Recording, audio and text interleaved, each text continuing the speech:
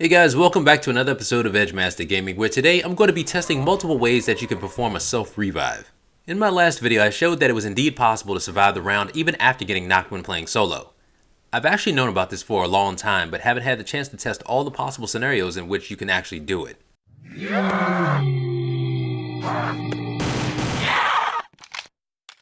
So today, I've got a few ideas that I've tried and had mixed results that I'm sure you guys will find interesting. Now, if you can't tell, I really like to push myself in this game. Coming up with new ideas and testing them makes this really fun to say the least.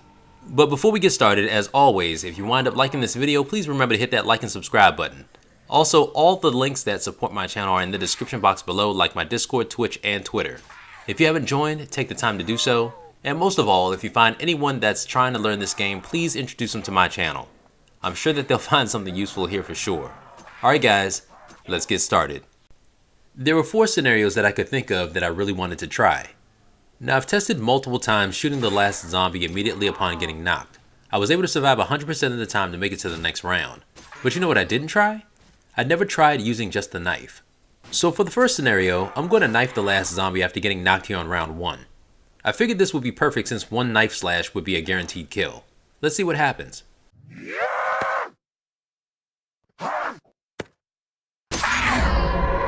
Double points! Wow, that was totally unexpected. I really thought that I was going to survive that. Maybe it didn't work because I was on the ground a second too long. I have no idea. Either way, let's try the next scenario. For this one, I have a little backstory that I want to share. During my attempts at using the perk glitch, I actually noticed something. Watch what happens here after I get knocked.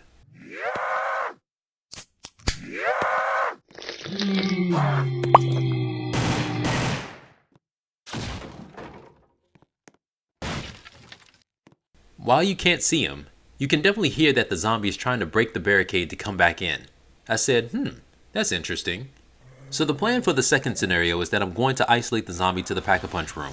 Once I get knocked, the zombie should disappear and reappear through one of these barricades, at which time I'll have the Ravnica waiting for him. Let's see what happens.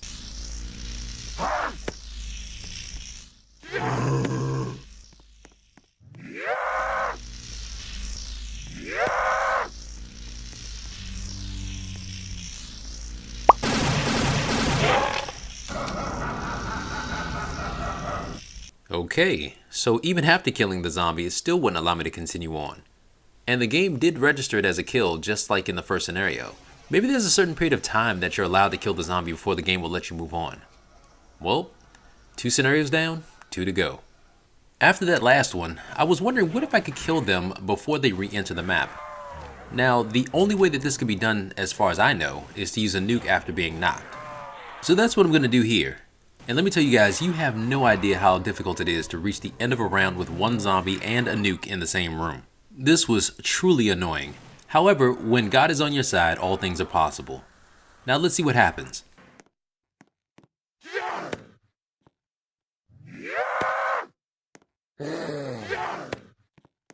Kaboom! Wow, that worked? Well, that was a bit shocking. Either way, I don't see any recognizable patterns here yet. I mean, the first scenario, the knife slash failed, right? I was only on the ground not even 2 seconds. Second scenario, the zombie was able to come back into the pack room, dies, and I still failed. Third scenario, I dropped, was able to crawl to the nuke to kill the last zombie, and I lived.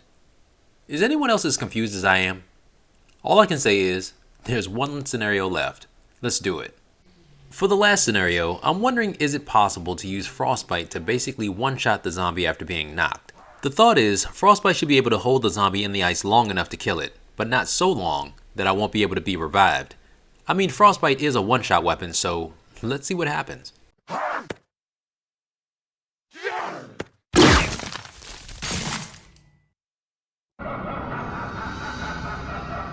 Okay, so the zombie disappeared before the blast could hold him. You know what? I want to retry that. But this time, instead of shooting him after, I'm going to shoot the floor to slow him down right before I get knocked.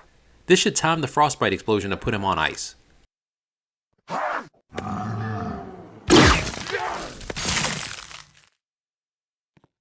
Wow.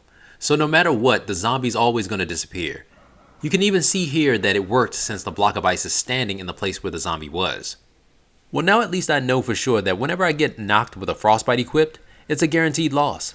I've done that so many times hoping to be revived or something, you know, just shooting at all the zombies around me, but it never happens. I even did it in my round 312 video here.